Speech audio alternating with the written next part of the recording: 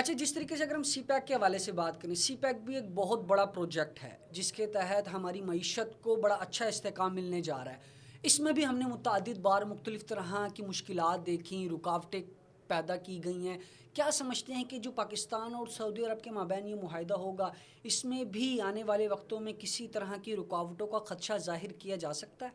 نہیں، کوئی رکاوٹ نہیں ہے۔ دیکھیں، اگر پچھلے 4-5 سال میں پاکستان سے سی پیک کے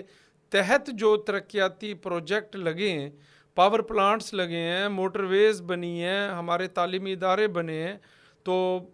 ہزاروں کلومیٹر جو ہے وہ جال پھیلا ہے۔ آپ ملتان سے سکر دیکھیں، آپ سکر سے حیدرآباد تک موٹر وے دیکھیں، پھر ملتان سے آپ براستہ عبدالحکیم آپ جو موٹر وے دیکھیں، اور آپ دیکھیں کہ سوات تک جو ہے اسلام آباد پشاور موٹر وے جو ہے، تو یہ تمام جو پروجیکٹس ہیں یہ سی پیک کا حصہ ہیں، اور سی پیک گیم چینجر ہے۔ اور ہم نے اپنے ملک کے ساتھ زیادتی کی تھی، ظلم کیا تھا جب ہم نے جو ہے سی پیک کو پس پشت ڈال دیا تھا۔ سیاسی مفادات کے لیے اس وقت کوئی ہماری اسٹیبلشمنٹ کی مجبوریاں تھیں کہ ہم چائنا کے بلاک سے نکل کر پھر ہم امریکہ کے بلاک میں چلے گئے، اب پھر ہم امریکہ کے بلاک سے نکل کر ہم پھر چائنا کے بلاک میں واپس آ رہے ہیں۔ تو بات یہ ہے کہ ہمیں اپنی جو مستقبل کی حکمت عملی ہے اس کو بہت سوچ بچار کے بعد اس کا تعین کرنا چاہیے۔ یہ جو ڈائیورٹ ہم ہو جاتے ہیں نا، کبھی کسی طرف کبھی کسی طرف، تو یہ پھر جو ہے نا ریاستوں کو یہ چیز نقصان پہنچاتی ہے۔ بہرحال سی پیک مکمل ہوگا۔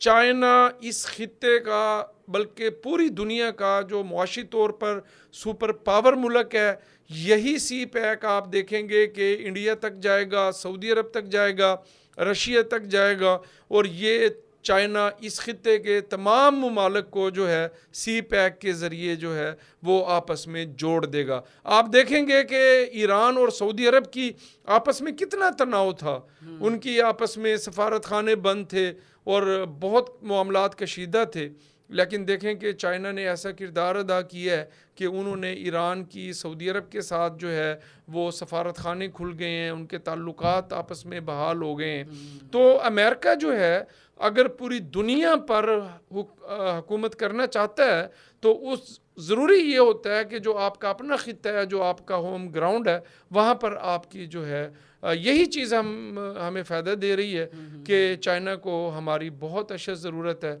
اور اس وجہ سے وہ ہر مشکل گھڑی میں ہمارے ساتھ کھڑا ہوتا ہے۔ 25 کروڑ لوگوں کا ملک ہے، ہمارے پاس بہت بڑی مارکیٹس ہیں، تو انشاءاللہ تعالی آنے والے دنوں میں سی پیک پہ کام کی رفتار تو تیز ہو چکی ہے، لیکن اس کے جو پھیلاؤ ہے اس کو بھی بڑھا دیا جائے گا۔ چلیں جی، ہوپ فار دا بیسٹ۔ اچھا، جس طریقے سے سی پیک ایک اچھا انیشیٹو، اسی طریقے سے پاکستان اور سعودیہ کے مابین $10 ارب کا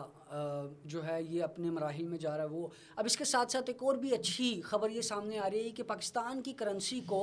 جو ہے بہترین کرنسی ہونے کا اعزاز مل رہا ہے۔ تو اگر یہ ساری چیزوں کا ہم نچوڑ نکالیں تو دیکھا جا رہا ہے کہ ہماری معیشت بہتری کی طرف جا رہی ہے۔ کیا سمجھتے ہیں کہ یہ بہتری لانے میں کس کا اہم کردار سمجھ رہے ہیں آپ، کہ کس کے کندھوں پر بیٹھ کر یہ چیزیں کی جا رہی ہیں، اور کس طریقے سے مزید یہ چیزیں جو ہے ہماری معیشت کو بہتر کرنے میں مزید اچھے طریقے سے کارآمد ثابت ہوں گی؟ دیکھیں، پاکستان جو ہے نا یہ اللہ پاک کی نعمت ہے، بے شک ہے، یہاں پر ہر چیز میسر ہے۔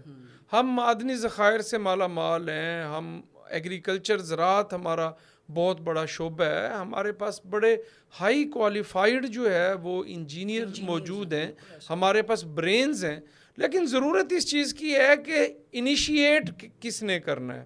مطلب یہ ہے کہ ادارے ہیں، سسٹم ہے، عدالتی نظام ہے، پارلیمنٹ ہے، ہماری بیوروکریسی ہے، ہمارے پاس انتظامیہ ہے، پوری ایک ہیرارکی ہے ہمارے پاس، لیکن بدقسمتی یہ ہے کہ جب ہم مصلحتوں کا شکار ہوتے ہیں اور جب ہم اپنے سیاسی مفادات کو، ہم ذاتی مفادات کو، جو ریاست کے مفادات پر جب ہم قربان کر دیتے ہیں تو پھر ریاستیں جو ہے کمزور ہونا شروع ہو جاتی ہیں۔ اب دیکھیں، وہی ہمارے ادارے ہیں، وہی بارڈرز ہیں، وہی سمگلنگ کو روکا جا رہا ہے، وہی ڈالر جو روز 11 15 روپے بڑھ رہا تھا وہ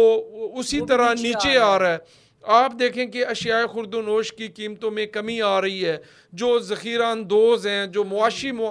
منفی معاشی سرگرمیوں میں ملوث ہیں، وہ بھی خوف کا شکار ہیں۔ آپ دیکھیں کہ گجرانوالہ میں ایک پاکستان کے سب سے بڑے تاجر کو 12 کروڑ کی بجلی چوری کے معاملے میں ان کو اریسٹ کیا گیا ہے۔ اگر نارمل حالات ہوں تو اس کو کون گرفتار کر سکتا ہے سر؟ اس کے تو تعلقات اور اس کا اثر و رسوخ اتنا ہے کہ وہ ہر چیز کو کروڑوں روپے میں خرید لیتا ہے۔ تو بات یہ ہے کہ جب ہر شخص کو یہ معلوم ہوگا کہ جس شخص نے اس پالیسی کو انیشیٹ کیا ہے، چیزوں کو درست کرنے کی کمان سنبھالی ہے، اور وہ افواج پاکستان کا سپہ سالار ہے، اور ہارون بھائی آپ کو بتا رہا ہوں جو موجودہ سپہ سالار ہیں ان کو کرپشن سے شدید ترین نفرت ہے۔ تو بہت اچھی بات ہے۔ وہ ان کو جو سب سے زیادہ ان کو جو گھن آتی ہے نا سر، وہ ان کو کرپشن سے نفرت ہے۔ نہ وہ کرپٹ ہیں، نہ کسی کو کرپشن کرنے دیں گے،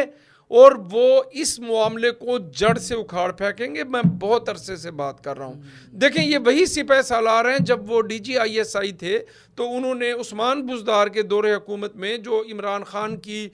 جو شریک حیات ہیں، بشرا بی بی صاحب کا خاتون اول ہیں، ان کی کرپشن کے حوالے سے،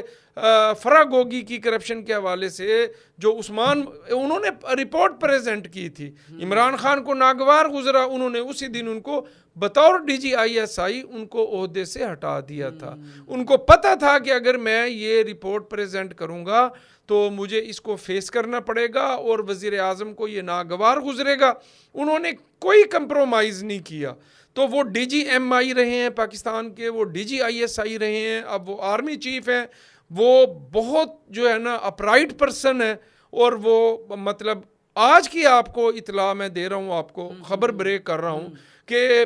جو